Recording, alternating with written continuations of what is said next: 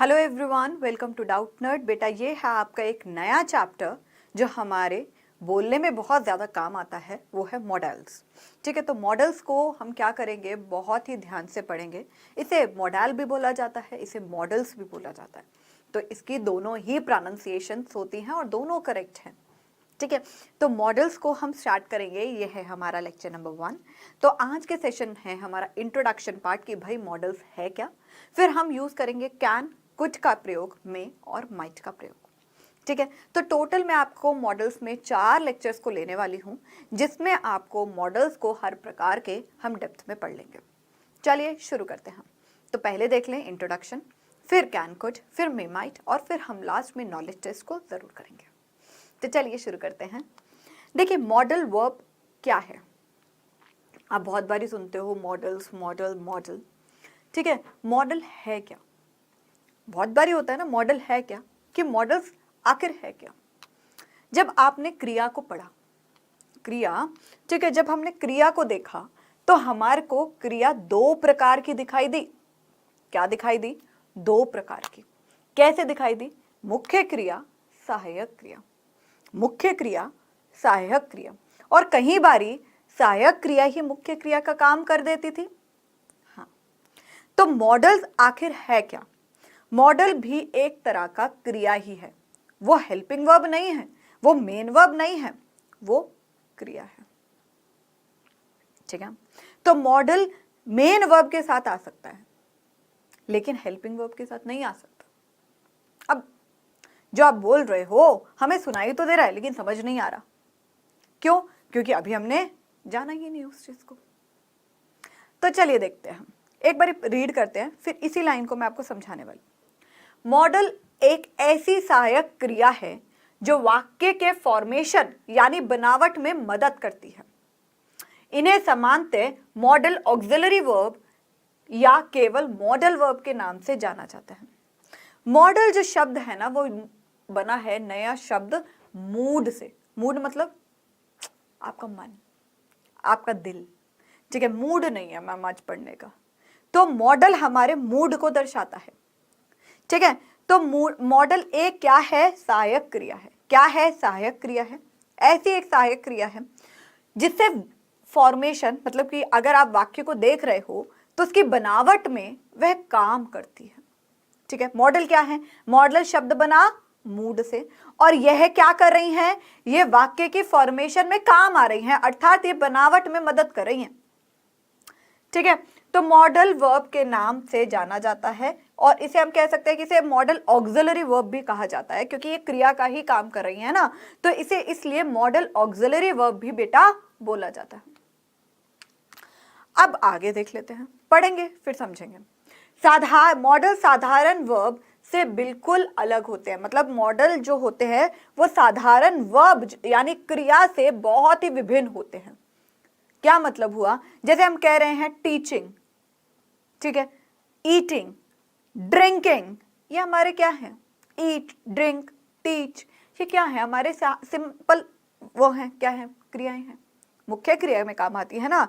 तो क्योंकि वाक्य में वह अलग भाव प्रदान करते हैं, इसलिए इसका प्रयोग वाक्य के मुख्य क्रिया के साथ समर्था, संभावना, गुण, आज्ञा, ठीक है, असंभावना, आवश्यकता आदि से व्यक्त करने के लिए किया जाता है। मतलब क्या हुआ? देखिए, इसलिए जो मॉडल होते हैं उनका हम जो प्रयोग करते हैं वो मुख्य क्रिया के साथ समर्था, संभावना, गुण, आज्ञा, संभावना, आवश्यकता आदि को व्यक्त करने के लिए किया जाता है। क्या मतलब हुआ? अगर मैं कह रही हूं I must drink this medicine, I must drink this medicine, मुझे ये दवाई को जरूर पीना चाहिए। मस्ट, जरूर। I need not to. For example, अगर मैं आपको एक नॉर्मल सा एग्जाम्पल देती हूं, आई कैन लर्न इंग्लिश, मुझे इंग्लिश याद हो सकती है। आई मे लर्न इंग्लिश, मैं इंग्लिश याद कर सकता हूं। तो जब हमने बोला may, must, might, need not, need, dare, shall, should, will, would, ये क्या है? ये मॉडल्स हैं। तो आई विल, आपने कहा I will study from 2 o'clock. I will study from 2 o'clock. I was studying from 2 o'clock. I will. I should. I should. I should. I would. I can. I could. I might. I must. ये वाक्य, ये जो शब्द होते हैं, इन्हें हम daily use में बहुत ही ज्यादा प्रयोग करते हैं। करते हैं नहीं करते? स्पोकन में तो बहुत ही यूज होता है इनका। और ग्रामेटिकली भी अगर आपको कहूं मैं, अगर हम ग्रामर भी देखते हैं तो ग्रामर में भी मॉडल हमारे को बहुत ही जरूरी जानकारी देते हैं कि हमें ग्रामर में सही तरीके से वाक्य को लिखना कैसे, बोलना केवल नहीं, लिखना। तो देखते हैं, तो मॉडल वर्ब कितने प्रकार के होते हैं? जनरली मॉडल वर्ब होते हैं 13 प्रकार के, और हम सब पर चर्चा ध्यान से करते जाएंगे। कोई मुश्किल नहीं है, 4 कर कर, ठीक है। फिर हम एक बहुत ही प्यारी इसकी एक्सरसाइज करेंगे, जिससे हमारे 4 लेक्चर में इस मॉडल्स को मैं आपको कंप्लीट करा दूंगी, ठीक है। तो मेरे पीछे यहाँ पर ने लिख रखे हैं, तो आपको क्या करना है, बोलना है। क्या बोलना है? पीछे बोलिए। मॉडल वर्ब कितने प्रकार के होते हैं? 13 प्रकार के होते हैं। कौन कौन से? Can, could, may, might, shall, should. Can, could, may, might, shall, should. Will, would, ought to, used to, need, must, dare। बोलिए। मॉडल वर्ब्स कितने प्रकार के होते हैं? 13 प्रकार के होते हैं। क्रियाएं कितनी प्रकार की होती हैं? 2 प्रकार की। मुख्य क्रिया, सहायक क्रिया। सहायक क्रिया में एक होती है ऑक्सिलरी वर्ब्स और दूसरा होता है मॉडल ऑक्सिलरी वर्ब। पहले में क्या हो गया? Helping verb was, were, is, am, has, have, had, do, does, did। To have के फॉर्म में, ठीक है, टू बी के फॉर्म में, टू बी के फॉर्म में क्या होती है? is, am, are। To be के फॉर्म में was, were। और टू डू के फॉर्म में क्या होती है? do, does। टू हैव के फॉर्म में क्या होती है? has, have, been। और एक होती है मुख्य क्रियाएं, और वो मुख्य क्रियाएं तो छोड़ दीजिए, eat, drink, sleep, everything, leave that। Models verb कितने प्रकार के होते हैं? 13 प्रकार के होते हैं। It is a kind of helping verb only which will come with main verb, जो मेन वर्ब के फर्स्ट फॉर्म के साथ भी आते हैं। अगर थर्ड फॉर्म है तो हम जनरली पैसिव वॉइस में उसके आगे हैव बीन लगा देते हैं। वो बात की बात है, जो पढ़ रहे हैं उस पर ध्यान से पढ़िए आप, ठीक है। तो can, could, may, might, shall, should, will, would, ought to, need, must, उसके बाद क्या है? dare। तो 13 प्रकार के क्या होते हैं? मॉडल वर्ब होते हैं। ओके, अब ये सभी मॉडल या मॉडल ऑक्सिलरी वर्ब कहलाते हैं। कौन कौन से? एक बार फिर बोलिए बेटा, आपको आएंगे एग्जाम में, जनरली पूछे जाते हैं मॉडल वर्ब्स, ठीक है। तो can, could, shall, should, will, would, need, must, ought to, dare, might। हो गया, हमें लर्न भी हो गए 13 प्रकार के। तो इन सभी को क्या कहेंगे? मॉडल वर्ब्स कहेंगे। क्या कहेंगे? मॉडल वर्ब्स कहेंगे। मॉडल वर्ब भी टेंस फॉर्मेशन में मुख्य क्रिया के साथ की सहायता करते हैं। मुख्य क्रिया के साथ सहायता करते हैं। These are also kind of helping verb. I may go tomorrow. I may go tomorrow, मैं हो सकता है, संभावना है कि मैं कल जाऊंगा। मे गो, गो क्या है? मेन वर्ब का फर्स्ट फॉर्म आ गया। तो यहां पर टेंस फॉर्मेशन से क्या मतलब हो रहा है कि जो मॉडल वर्ब्स होते हैं they can also come with main verbs, मुख्य क्रियाएं, ठीक है। But these will not come with helping verb. अगर आप कहो नीड इज टू, ना ना ना, नीड भी मॉडल है, इज भी हेल्पिंग वर्ब है। तो मुख्य क्रिया के साथ भाई आने वाला है मॉडल्स, लेकिन हेल्पिंग वर्ब में नहीं आना। एक कान में डाल लो, इसे ध्यान में रखें, ठीक है। हाँ जी, ध्यान में रख लिया मैडम, आगे चलो। प्राइमरी ऑक्सिलरी वर्ब्स और modal auxiliary verb. Primary auxiliary verbs क्या होते हैं? Helping verbs, because modal are also called as helping verbs. Modals को भी हेल्पिंग वर्ब ही कहेंगे ना, these are the part of helping verb. So that is why हमने हेल्पिंग वर्ब को दो प्रकारों में बांटा। Auxiliary itself means helping, right? तो यहां पर क्या है? प्राइमरी ऑक्सिलरी वर्ब और फिर आता है मॉडल ऑक्सिलरी वर्ब। तो प्राइमरी ऑक्सिलरी वर्ब क्या होते हैं? डू, टू डू के फॉर्म में, टू डू में do does, is am are, ये किस में है? टू बी के फॉर्म में, ठीक है? ये यहाँ पर वॉज वर्ब भी लिख सकते हैं हम। तो आप नॉर्मल सीखिए, कोई इतना ज्यादा आपको लेने की लोड जरूरत नहीं है इस कोर्स में, ठीक है? Do, does, is, am, are, has, have, was, were, will आदि, ये सब क्या है? Primary auxiliary verb. क्या है ये सब? क्या है? Primary auxiliary verb. क्लियर? फिर आते हैं हमारे मॉडल ऑक्सिलरी वर्ब। क्या होते हैं? Model auxiliary verb. इसमें क्या होता है? कैन, कुड, मे, माइट, शैल। अब ये हमारे मेन वर्ब के साथ आ सकते हैं, लेकिन ये हमारे हेल्पिंग वर्ब अर्थात प्राइमरी ऑक्सिलरी वर्ब के साथ नहीं आते हैं। क्या? नहीं आते हैं। समझे? तो चलिए आगे देखते हैं। मॉडल वर्ब की महत्वपूर्ण नियम, मतलब कि use of modal verbs in Hindi. Hindi में भी कर रहे हैं, अब आगे देखोगे इंग्लिश में भी स्लाइड्स हैं, हिंदी में भी हैं, तो आपको दोनों प्रकार से कहीं दिक्कत नहीं लानी। कई बार हमारे को हमारी रीजनल लैंग्वेज, मतलब कि हिंदुस्तानी वाली भाषा में एक चीज बहुत अच्छी तरह समझ में आ जाती है, तो हम अंग्रेजी में बहुत आराम से बोल पाते हैं उस चीज को, ठीक है? तो देखिए, प्राइमरी ऑक्सिलरी वर्ब का प्रयोग फुल वर्ब, मुख्य क्रिया और हेल्पिंग वर्ब दोनों रूप में होता है। प्राइमरी ऑक्सिलरी वर्ब मतलब कि अगर आप कहो कि इज, राम इज स्टडिंग। अब यहां पर एग्जाम्पल में इसे हम लिंकिंग वर्ब भी कह देते हैं जब वो मुख्य क्रिया का काम करते हैं। राम इज स्मार्ट, तो यहां पर हम देखेंगे इसे हम लिंकिंग वर्ब कहते हैं। अगर आपने वर्ब में पढ़ा हो कभी, लेकिन नहीं पढ़ा है तो कोई प्रॉब्लम नहीं। यहाँ पर क्या है? मेन वर्ब तो है ही नहीं, तो ये जो हेल्पिंग वर्ब है ये एक मेन वर्ब का कार्य कर रही हैं। तो हमने कहा कि जो प्राइमरी ऑक्सिलरी वर्ब होती हैं, is, am, are, do, does, was, were, ये हमारे मुख्य क्रिया का काम भी करते हैं, ठीक है? दोनों रूप से होता है। लेकिन जो मॉडल ऑक्सिलरी वर्ब होते हैं, नीड और डेयर को छोड़कर, मतलब नीड भी हमारा हेल्पिंग मुख्य वर्ब का काम कर सकता है और डेयर भी हमारा मुख्य वर्ब का काम कर सकता है, प्रयोग केवल हेल्पिंग वर्ब के रूप में होता है, ठीक है? तो हमने कहा कि नीड और डेयर हमारा मेन वर्ब में फॉर्म में काम आ सकता है, लेकिन जो मॉडल वर्ब्स होते हैं वो हमारे केवल और केवल क्या होते हैं? हेल्पिंग वर्ब का कार्य करते हैं। क्लियर? अब आगे देखिए, प्राइमरी ऑक्सिलरी वर्ब्स का form S, E S, verb का first form, second form ING होता है।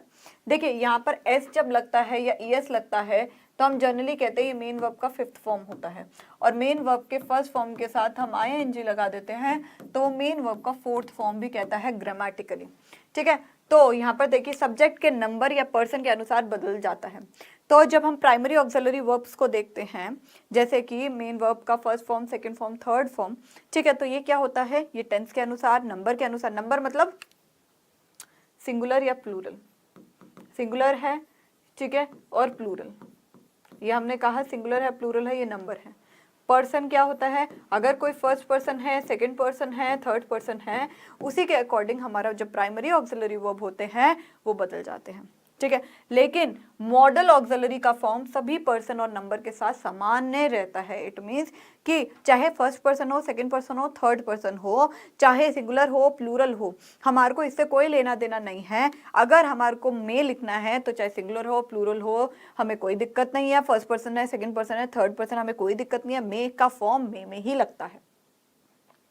देखिए, इस वाक्य को, मॉडल को समझने से पहले वर्ब, क्योंकि मॉडल क्या है? एक क्रिया ही है ना, तो इस वजह से आप ये याद रखिए जो वर्ब्स जो हम कर रहे हैं यहाँ पर वो इसीलिए कर रहे हैं ताकि आपके जो मॉडल का बेस है वो क्लियर हो जाए।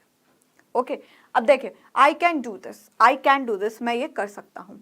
कैन क्या है? मॉडल है। देखिए ये मेन वर्ब के साथ आ रहा है, ठीक है? You, I can, you may come, तुम आ सकते हो। तो मे देखिए सेकंड पर्सन है, हमें कोई लेना देना नहीं, मे ही लगता है।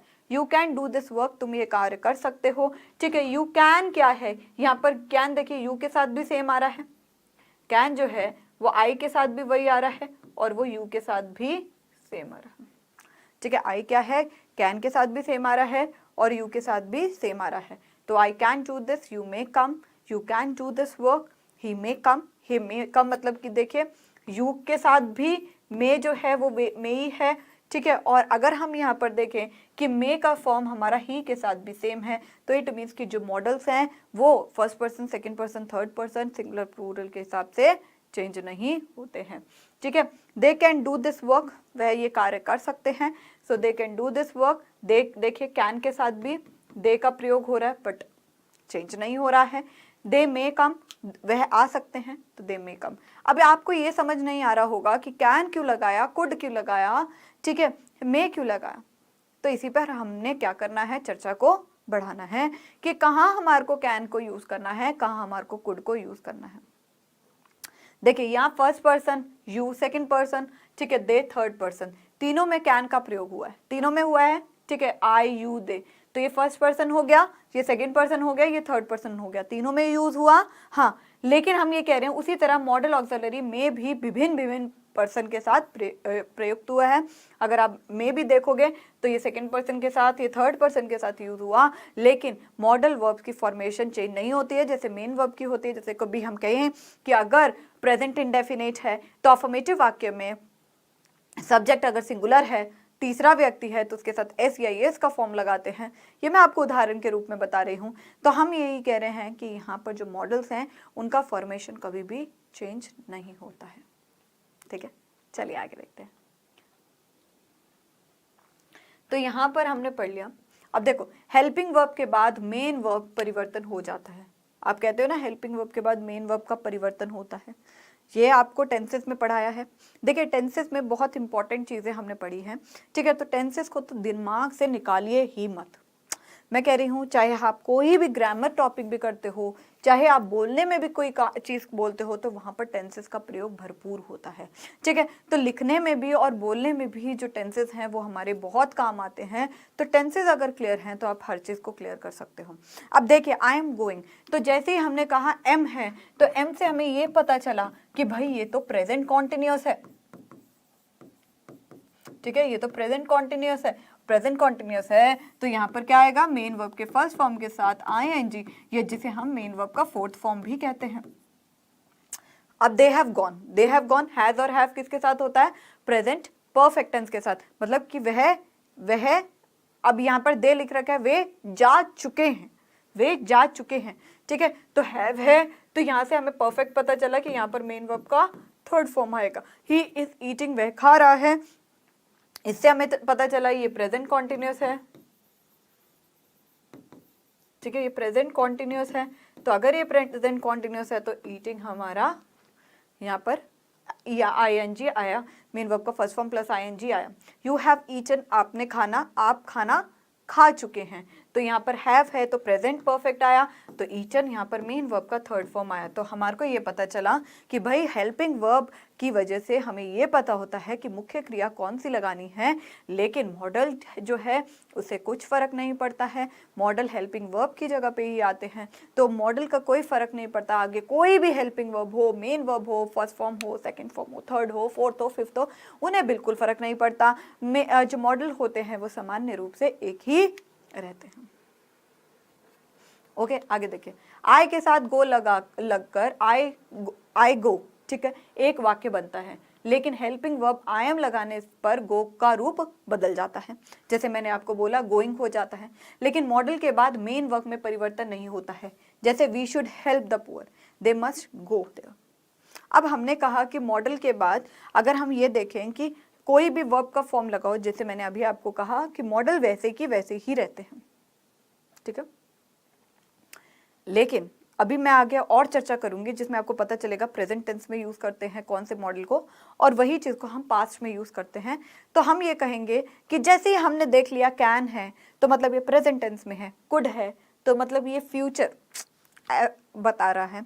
ठीक है, तो यहाँ पर अभी मैं आगे आपको चर्चा में बताऊंगी, बट यहाँ पर हमने ये कहा कि देखिए गो का रूप बदल पर गोइंग हो जाता है, लेकिन अगर आप मॉडल्स का प्रयोग करते हो तो जर्नली उसमें मेन वर्ब का फर्स्ट फॉर्म लगेगा। समझ में आया?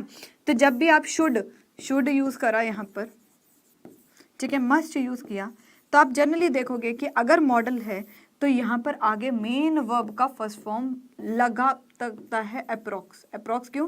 क्योंकि एक्सेप्शंस आर ऑलवेज देयर, अपवाद हमेशा होते हैं हर चीज के। होता है ना, आर्टिकल में ए एन लगा दिया तो कई जगह एन नहीं लगता। ठीक है, तो लेकिन मॉडल के बाद मेन वर्ब में परिवर्तन नहीं होता है। मॉडल में मेन वर्ब में परिवर्तन नहीं होता है। जैसे we should help the poor, they must go there. We should help the poor, हमें मदद करनी चाहिए गरीबों की, और दे मस्ट गो देयर, उन्हें ज़रूर जाना चाहिए वहाँ पर। मस्ट मतलब ज़रूर। तो इन्हीं को अब हम देखेंगे कि जो हमेशा ये देखेंगे कि अगर कोई भी फॉर्म है जनरली मेन वर्ब का फर्स्ट फॉर्म होता है, एक्सेप्शन ज़रूर है। ठीक है, तो हम ये कहेंगे कि मॉडल के बाद मेन वर्ब में परिवर्तन नहीं होता। अप्रॉक्स अपवाद हैं वो बाद में करेंगे। तो अभी के लिए यही समझे कि मॉडल अगर है तो आगे हमारा कोई भी वर्ब का फॉर्म है, मतलब कि मेन वर्ब का फर्स्ट फॉर्म है, वो चेंज नहीं होगा कभी भी। अभी के लिए ये समझे। ओके, तो आगे देख लेते हैं। अब हम भरपूर कैन पर आ गए हैं। ठीक है, अब हमारे मॉडल्स जो हैं वो शुरू हो गए हैं। तो ध्यान से देखिएगा इसको। गाइस मैं आपको बार बार कह रही हूँ कि बहुत इंपॉर्टेंट है। ठीक है बेटा, तो बहुत ज़्यादा इंपॉर्टेंट है मॉडल्स, और इतने मेहनत करके बनाए हैं कि आपको बहुत पसंद आएंगे। ठीक है, अब हमारा जनरली मॉडल्स जो है वो शुरू होता है। कैन का मतलब क्या है? जो प्रेजेंट में यूज हो रहा है। कैन मतलब सकता, सकती, सकते हैं, प्रेजेंट टेंस में। कुड पास्ट में होगा, लेकिन कैन मतलब सकता, सकती, सकते हैं आदि। ठीक है, कैन का उपयोग सकता है, सकती है, सकते हैं के फॉर्म में सामान्य किया जाता है। ठीक है, कैन का प्रयोग किसी वाक्य में योग्यता अथवा क्षमता व्यक्त करने के लिए, अनुमति लेने या देने की संभावना को व्यक्त करने के लिए किया जाता है। अभी इंग्लिश में जब हम इस स्लाइड को देखेंगे ना, यही सेम को, तो आपको और ज्यादा समझ में आएगा, लेकिन हिंदी में थोड़ा सा समझ में आया।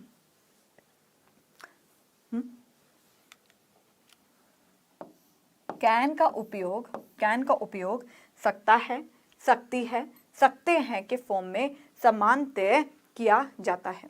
ठीक है, कैन का प्रयोग किसी वाक्य में योग्यता मतलब क्या होती है? आपकी योग्यता है, आपकी क्या है? शक्ति है ना? तो योग्यता अथवा क्षमता, आपकी क्या क्षमता है ना? तो एबिलिटी। ठीक है, एबिलिटी पार को दर्शाती है, व्यक्त करने के लिए, या अनुमति मतलब परमिशन, टू परमिट। ओके, या देने की संभावना, या अलाउ करना, टू परमिट या अलाउ करना किसी को करने के लिए किया जाता है। कैन का उपयोग कई अर्थों में किया जाता है, जैसे क्षमता, योग्यता, औपचारिक या अनौपचारिक, सामान्य संभावना, भूतकाल के कार्य में, अनुमान हेतु आदि। मैं क्या कहना चाह रही हूँ? एबिलिटी, पॉसिबिलिटी, टू परमिट, अभी आएगा इंग्लिश में, एबिलिटी, पार, पॉसिबिलिटी। यहां पर हमने टू परमिट, अनुमति देना, अनुमति लेना, अलाउ करना, परमिशन। अब परमिशन आपको मिलती है तो आपको अलाउ किया जाता है। टू परमिट, अब परमिशन देते हो, तो यहां पर कैन का यूज किया जाता है। नॉट, एक मॉडल होने के कारण इसका रूप सदैव समान रहता है। सब्जेक्ट के किसी भी पर्सन के साथ इसका रूप नहीं बदलता है।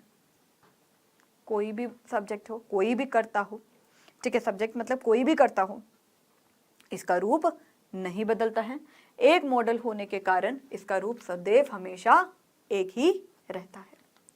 Rakesh can carry these tomatoes till the rickshaw. अब ये उसकी योग्यता को बता रहा है, क्षमता को बता रहा है कि भाई कर सकता है। ठीक है, राकेश ये टमाटर को रिक्शा तक ले जा सकता है, तो मतलब राजेश कैन ले जा सकता है। एग्जाम्पल क्या है? Rajesh can carry these tomatoes till the rickshaw. तो हमने क्या देखा ये क्षमता भी हो सकती है, ये उसकी योग्यता भी हो सकती है, कोई प्रॉब्लम नहीं है। He can solve this problem, ये उसकी क्षमता है ना। He can solve this problem, भाई ये प्रॉब्लम सॉल्व कर सकता है, वह इस समस्या को हल कर सकता है। I can solve any question paper of this exam, भाई साहब पार देख रहे हो, मैं इस एग्जाम में के किसी भी पेपर को हल कर सकता हूँ, मतलब उसके पास इतनी शक्ति है ना। अब यहाँ पर ये पार भी हो सकता है कि भाई उसके पास इतनी शक्ति है कि वो टोमेटोज को रिक्शा तक लेके जा सकता है। He can solve this problem, ठीक है। I can solve any question paper of this exam, तो कहीं भी हो सकता है।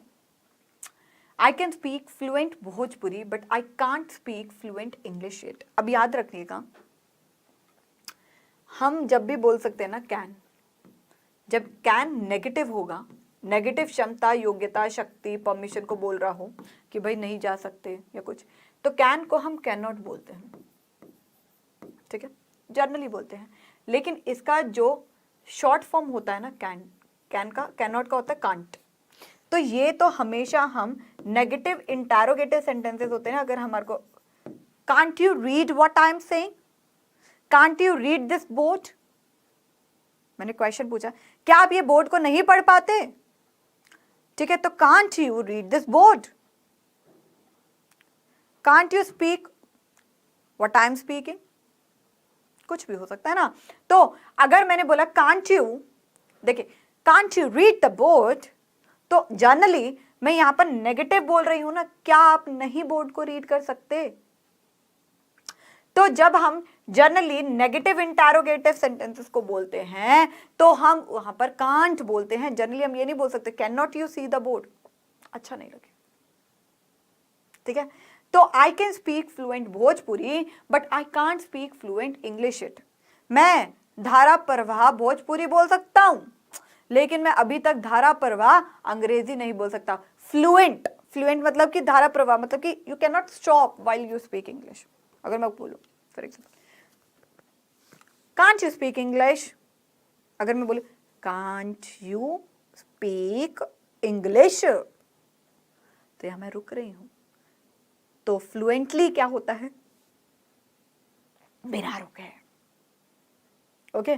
तो देखिए कैन ही कुक फूड, क्या वह खाना बना सकता है, क्या वह खाना बना सकता है, तो कैन ये पॉजिटिव था तो हमने यहाँ पर कैन लिखा, ये इंटरोगेटिव है, ठीक है। अब कुड का देखते हैं, क्या करेंगे कुड का, ये सारा इंग्लिश में भी लिख रखा है बेटा, फिक्र नहीं करने का। अभी आपको हिंदी में पढ़ा रही हूँ, फिर इंग्लिश में भी पढ़ाऊंगी, भाई जो भी हो दिमाग में घुसा लेना मॉडल्स को, ठीक है। तो कुड सका, सकी, सके या सकता था, सकती थी, सकते थे आदि। सका, सकी, सके या सकता था, सकती थी, सकते थे आदि, ये होते हैं हमारे मॉडल। कुड का प्रयोग हम जनरली भूतकाल में करते हैं या फ्यूचर पॉसिबिलिटी के लिए। देखो प्रेजेंट का हो गया ना, देखो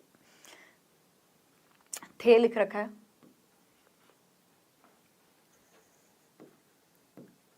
क्या कर रखा है, थे लिख रखा है, तो आपको समझ में ही आ गया भाई, अच्छा समझ गए, ओके। कुड का प्रयोग सकता, सकती, सकते थे या सका, सकी, सके आदि के लिए रूप में किया जाता है जो भूतकाल में संबंध रखते हैं। भूतकाल, थे मैम भूतकाल से उनका रिलेशन है, संबंध है। यह वाक्य में असमर्थता का भाव व्यक्त करता है, यानी हम कह सकते हैं कि हम संभावना व्यक्त करने के लिए भी इसका प्रयोग किया जा सकता है। आई कुड, हम संभावना भी बोल रहे हैं। कुड का यूज हम पॉसिबिलिटी को भी बेटा बोल सकते हैं। इट इज नॉट लाइक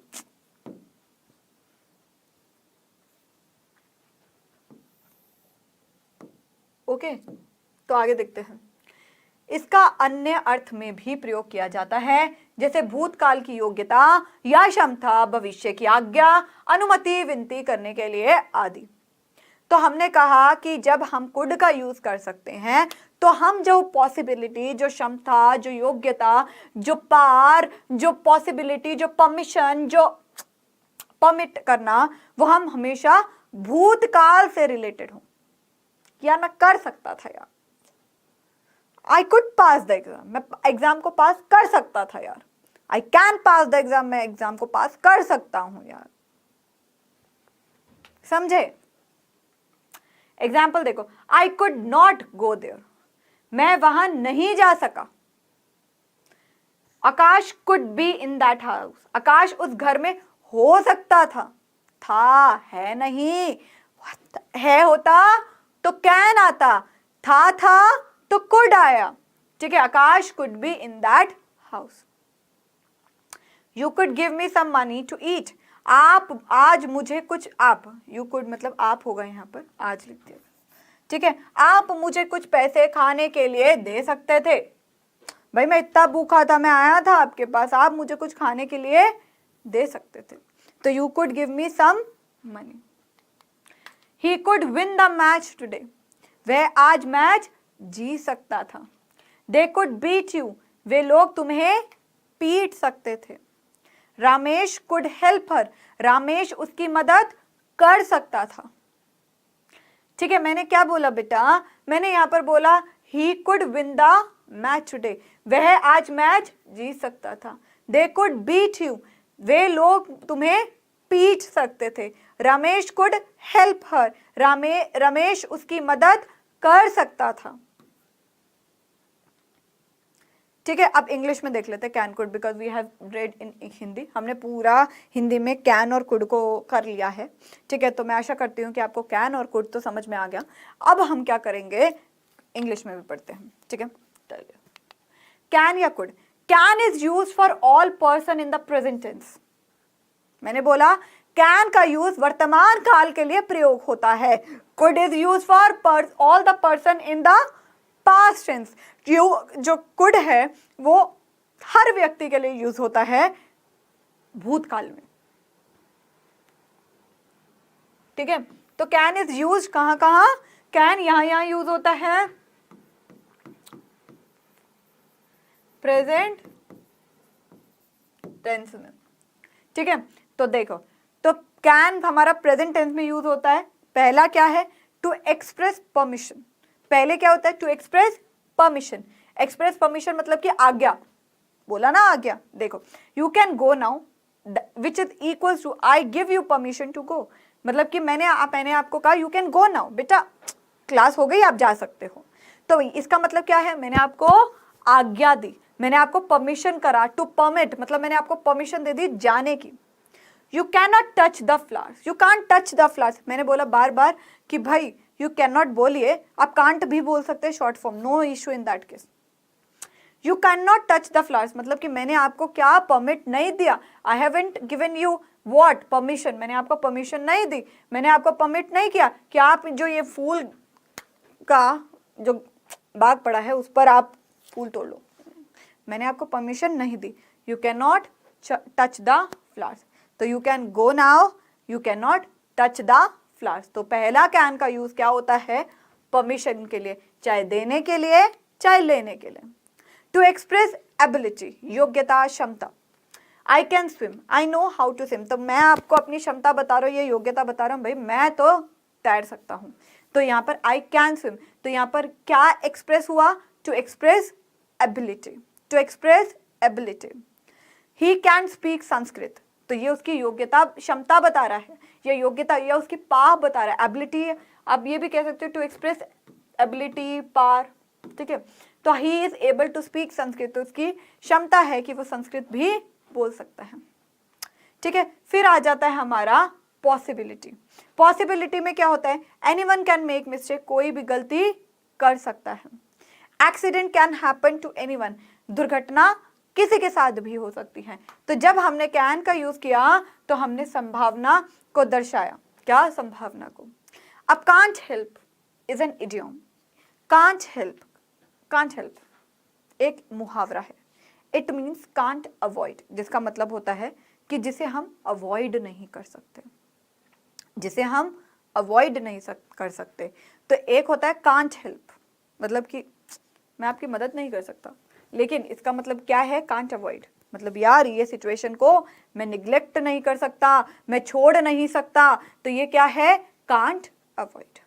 ठीक है, तो आगे देखिए, he has a bad cold, he can't help sneezing. he has a bad cold, bad cold मतलब उसका बड़ा ही बुरा जुकाम है. he can't help sneezing, sneezing मतलब कि वो छींके मारना नहीं रोक सकता. he cannot avoid, वो नहीं रोक सकता. ठीक है, तो can't help is an idiom, it is an phrase. हम ये कह सकते हैं कि ये मुहावरा है, इसका मतलब होता है can't avoid. तो it has a bad cold, he has a bad cold मतलब उसे बहुत ही गंदा जुकाम है, तो वो अपने आप को छींकने से नहीं रोक सकता. The boys can't help laughing on seeing the clown. तो जो बॉयज है वो can't help, जब उन्होंने क्लॉन को देखा तो वो अपने आप को हंसी रोकने से नहीं रुक पाए. ठीक है, तो कुड का यूज कहाँ होता है? Could must be use to express ability, permission and possibility when the main verb is in the past tense. जहां पर जो मुख्य क्रियाएं होती हैं वो पास्ट टेंस में होती हैं. एक चीज और समझिए, यहाँ पर शुड, मस्ट, यहाँ पर मेन वर्ब का फर्स्ट फॉर्म था. तो हमने कहा था कि ये जो हमारी ये होती है मॉडल्स जो होते हैं उनके आगे वर्ब का फॉर्म चेंज नहीं होता है. तो अब हमें समझ में आया कि कैन हमारा प्रेजेंट टेंस में था तो फर्स्ट फॉर्म आएगा. ठीक है, कुड हमारा क्या है? हमारा पास्ट टेंस में है. तो यहाँ पर हम क्या बोलेंगे कि कुड के आगे क्या लगेगा? देखिए अभी हमने किया कि कुड के आगे permission, may verb in the past tense. Could हमारा तभी लगेगा जब जो मेन वर्ब होती है वो पास्ट टेंस में होगी. इट मीन्स कैसे होगी? पास्ट टेंस में. इट मीन्स मेन वर्ब का सेकंड फॉर्म आएगा. यहाँ पर देखो, I could swim well when I was younger. अब यहाँ पर आपको देखोगे कि कुड स्विम, स्विम मतलब तैरना. तो यहाँ पर हमने देखा वॉज से हमें पता चल रहा है कि यहाँ पर क्या है? क्या है? पास्ट टेंस में. अब आप ये चीज देखिए कि अगर हेल्पिंग वर्ब पास्ट में दे रखा हो, ठीक है, तो अगर दे रखा हो तो जनरली मेन वर्ब का फर्स्ट फॉर्म लगता है अफर्मेटिव में. अफर्मेटिव कॉन्टिन्यूअस हो गया ये. ठीक है, could you lend me some money please. Could you lend, lend का लेंड. ठीक है, could you tell me the time please, क्या आप मुझे समय बता सकते हैं. Could you wait for a few minutes, क्या आप कुछ वेट कर सकते हो समय के लिए. तो कुड का प्रयोग हम कब करते हैं? कुड मस्ट बी यूज अगर हमारी जो मेन वर्ब है वो पास्ट टेंस में है. इट मीन जिसका सेंस हमारा पास्ट टेंस में आ रहा है. ठीक है, अब हम अगला वर्ड करते हैं मे. क्या करेंगे? मे का यूज कर सकते हैं. बेटा यहाँ पर अभी आपको बताया था हिंदी में. ठीक है, ही could win the match today. अब हमने यहाँ पर क्या कहा कि समर्था संभावना व्यक्त करने के लिए किया जाता है जब हम पास्ट पॉसिबिलिटी को दर्शा रहे थे. I could not go there, could not go there, not लगा रखा है तो मेन वर्ब का फर्स्ट फॉर्म आएगा. केवल और केवल प्रेजेंट इंडेफिनेट में मेन वर्ब का सेकंड फॉर्म लगता है, अगर आपको याद हो पास्ट टेंस में. तो इसलिए यहाँ पर अगर आपको मेन वर्ब का फर्स्ट फॉर्म दिख रहा है तो आपको दिक्कत की बात नहीं है.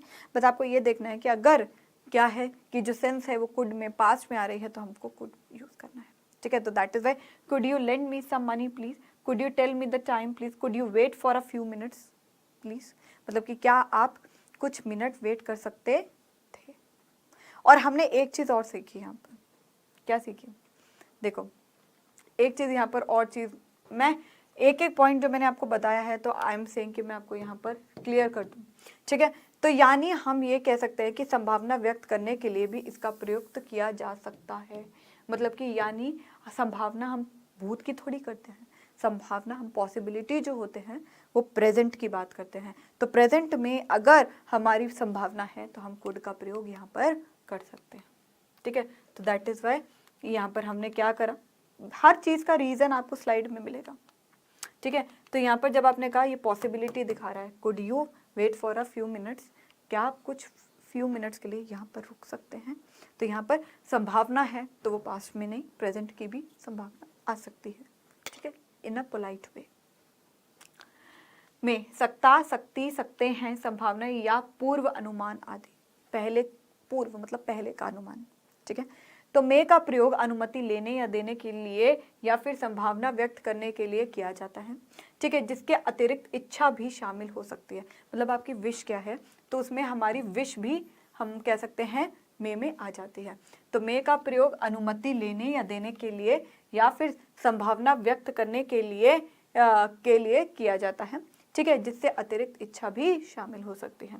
औपचारिक आज्ञा मतलब कि फॉर्मल परमिशन, संभावना संभावना मतलब पॉसिबिलिटी, इच्छा मतलब कि आपकी विश, आशीर्वाद, जय माता दी मतलब कि आशीर्वाद, इट मीन्स कि जब आप ब्लेसिंग कर रहे होते हो, भूतकालीन अनुमान, भूतकालीन, ठीक है, अपराधी प्रमाश आदि भावनाओं को व्यक्त करने के लिए मे का प्रयोग किया जाता है। तो मे का क्या है, सकता, सकती, सकते हैं। जब जैसे एग्जाम्पल देखिए, ही मे बी राइट, जब हमारी पोलाइट रिक्वेस्ट हो। कैन जनरली हम फॉर्मली यूज कर सकते हैं, ठीक है। May I come, may I कम, जब हमारे को फॉर्मली पोलाइटली बोलना हो तो हम मे को यूज करते हैं, पोलाइट वे को कह सकते हैं। और कैन को जब हमें नॉर्मल बोलना हो, ठीक है। ही मे बी राइट, वह सही हो सकता है।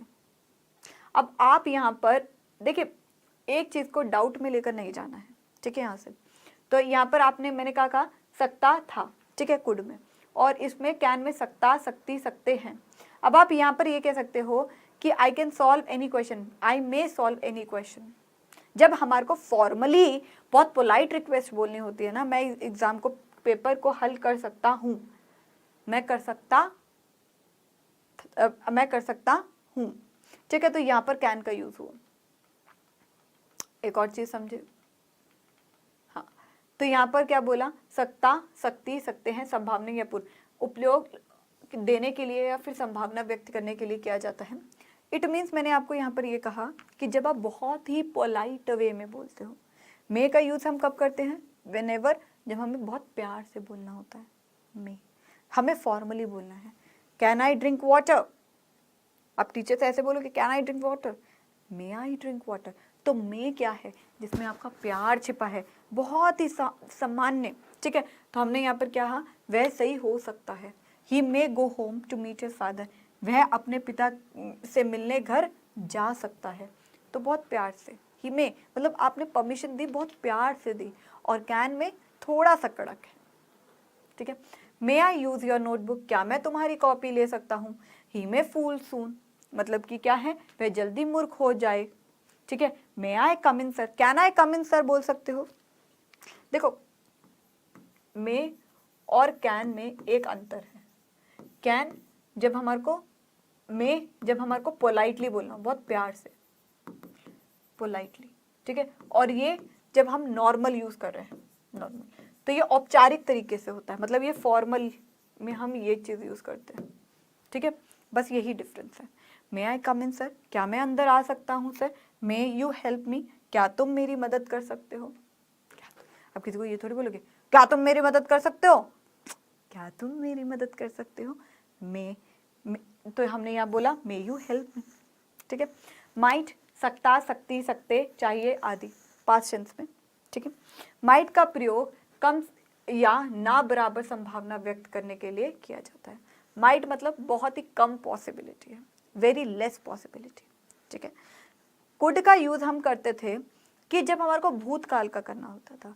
मे, कैन का यूज करते थे जब हमारे को थोड़ी नॉर्मल परमिशन वगैरह लेनी पड़ती थी। मे का यूज करते थे जब हमें बहुत पोलाइट रिक्वेस्ट करनी है किसी को। माइट जब हमारी पॉसिबिलिटी बहुत ही कम है, चांसेस कम है, मौके बहुत कम है, ठीक है। माइट का उपयोग समानतः कम या ना बराबर संभावना व्यक्त करने के लिए किया जाता है, ठीक है। अनुमति लेने के लिए भी माइट का प्रयोग किया जाता है, जिसमें अधिक विनम्रता का भाव निहित होता है। क्षीण संभावना, बहुत ही कम संभावना, वास्तविक संभावना है, संभावना लेकिन पॉसिबल पूरा नहीं है, आज्ञा के लिए, ठीक है, अनुमान के लिए, प्रार्थना, परामर्श आदि के लिए इस मॉडल का प्रयोग होता है। नोट, माइट अतीत या भविष्य की स्थितियों के संदर्भ में संभावना को व्यक्त करने के लिए इस्तेमाल किया जाता है। अतीत, भूतकाल, भविष्य, फ्यूचर। तो माइट का यूज हम तब यूज करते हैं जब हमारे को पास्ट या जब हमारे को फ्यूचर, ठीक है, जब हमारे को पास्ट या हमारे को फ्यूचर की संभावना को व्यक्त करना है, ठीक है, पास्ट और हमारी फ्यूचर की संभावना को व्यक्त करना है, ठीक है। लेकिन जब हमारी पॉसिबिलिटी बहुत ही ज्यादा कम होती है, okay, might I take this book, क्या मैं ये किताब ले लूं, ले सकता हूं, क्या मैं ये किताब ले लूं, या मैं क्या ये किताब ले सकता हूं, इट माइट रेन टुडे, संभावना बहुत है, कम है, आज बारिश होने की संभावना है। ठीक है, तो परमिशन भी हो गया, क्या मैं ये किताब ले सकता हूँ, मतलब व्हेन यू हैव, मैं आपको ये कहूँ जब आपको पॉसिबिलिटी बहुत कम है। Rajesh might go there, Rajesh घर जा, माइट गो देयर, राजेश की संभावना है। ठीक है, देयर की जगह अगर यहाँ पर घर लिख लोगे होम, तो राजेश घर जा सकता है, जाने की संभावना है, इसलिए हमारे को माइट का प्रयोग करना है। तो एक बार इंग्लिश में कर लेते हैं। ठीक है, may is use for all person of the present and future tense. तो हम क्या कह रहे हैं, मे का यूज हम कब करते हैं, for all the person in the present and future tense. Present और फ्यूचर टेंस के लिए हम मे का प्रयोग करते हैं। ठीक है, तो टू एक्सप्रेस और to seek permission in a formal way, मैंने बार बार कहा फॉर्मल वे, और वो क्या था, इन अ इनफॉर्मल वे। कैन का यूज इनफॉर्मल वे में, टू एक्सप्रेस और seek permission in a formal वे। तो हम क्या बोलेंगे, यू मे गो, मतलब कि मैंने कहा यू मे गो, मतलब आई परमिट यू टू गो। तो हमने क्या बोला, मे फॉर्मल वे में यूज हो रहा है और कैन इनफॉर्मल वे में यूज हो रहा है। ठीक है, you may go, I permit you to go. ठीक है, may I come in sir, मतलब क्या, मैं seeking permission, I am asking for the permission, can I come. अंदर से मैं तो यही बोलूंगा ना, लेकिन ऊपर से मैं बोलना है, क्यों, क्योंकि फॉर्मल है, पोलाइटली बोलना है। ठीक है, student may not bring any book और paper in the examination hall, permission refuse. Students may not bring any books, तो मैंने यहाँ पर परमिशन क्या कर दी, मे नॉट, नहीं। ठीक है, परमिशन रिफ्यूज, जब मैंने परमिशन रिफ्यूज कर दी। ओके, तो हमने क्या देखा, पहला हमने यहाँ पर देखा कि टू एक्सप्रेस और सीक परमिशन।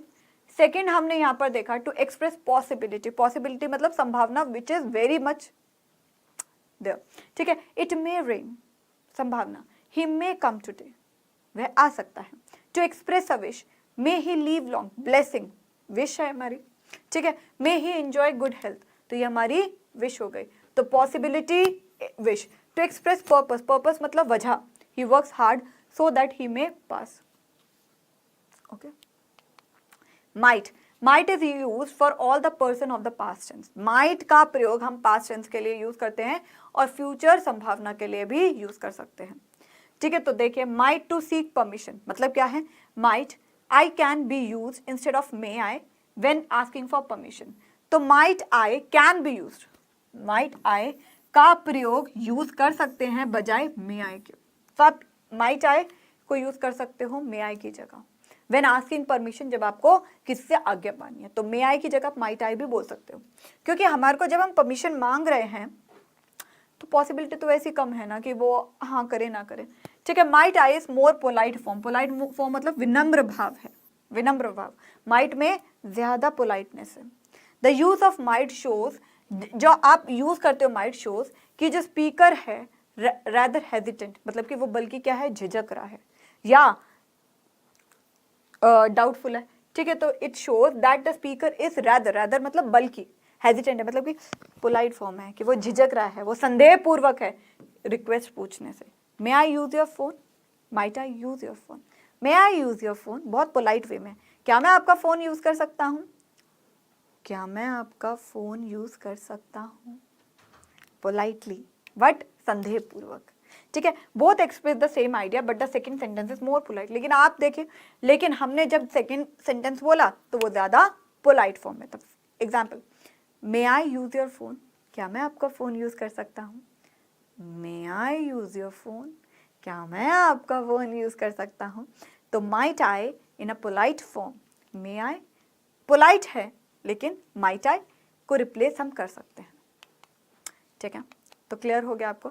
थर्ड होता है, सेकंड होता है to express possibility, might express greater doubt than may, might में क्या है, संदेह ज्यादा है। Might suggest remote distant possibility, मतलब कि बहुत ही extreme less possibility. It might rain, बारिश हो सकती है। It might come today, he may come today, might come today मतलब वह यहाँ आ सकता है। To put forward a suggestion, जब हमारे को किसी को सलाह भी देनी होती है, might is often use to put forward a suggestion और offer advice which you have a little hesitant about, जहाँ पर आप थोड़े से झिझक रहे हो। ठीक है, example, you might try again, आप कोशिश फिर कर सकते हैं, that is but I am not certain if you should, you might wait, आप इंतज़ार कर सकते हैं। ठीक है, तो ये था हमारा मॉडल्स का यूसेज। अब जितने हमने पढ़े हैं उस पर हम क्विज खेल लेते हैं। तो क्विज नंबर 1, क्वेश्चन नंबर 1 आपकी स्क्रीन पर। Might you post this for your father, आपको इसमें मॉडल को ढूंढना है।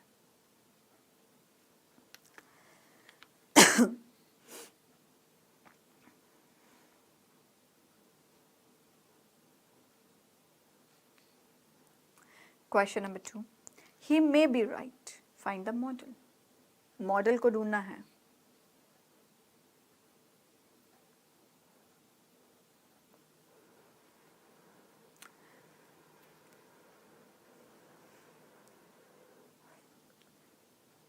तो होप आपने क्विज को अटेम्प्ट कर लिया है। चलिए सॉल्व करते हैं।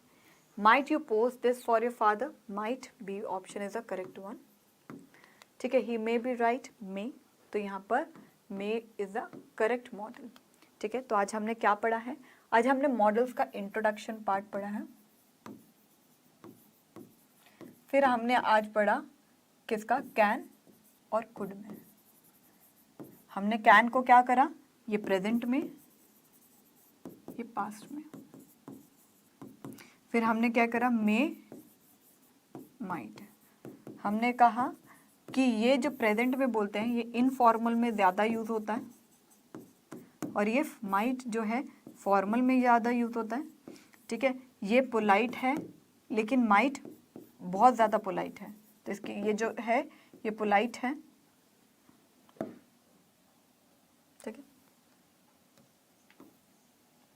ये क्या है, ये मोर पोलाइट है अगर हम इन दोनों को कंपेयर करते हैं। ठीक है, तो ये हमारा पास्ट और फ्यूचर की संभावना को दर्शाता है, लेकिन आप इसको इससे रिप्लेस कर सकते हो अगर ये, क्योंकि ये एक्सट्रीम पोलाइट है, हम ये कहें कि ये सबसे ज़्यादा पोलाइट है। ठीक है, तो आपको क्या करना है, कॉपी में लिखिएगा ज़रूर इन सबको, और इसमें से आपको मॉडल्स को फाइंड आउट करना बहुत ही ईजी हो जाएगा आप सबके लिए। ठीक है, मॉडल्स को ढूंढना।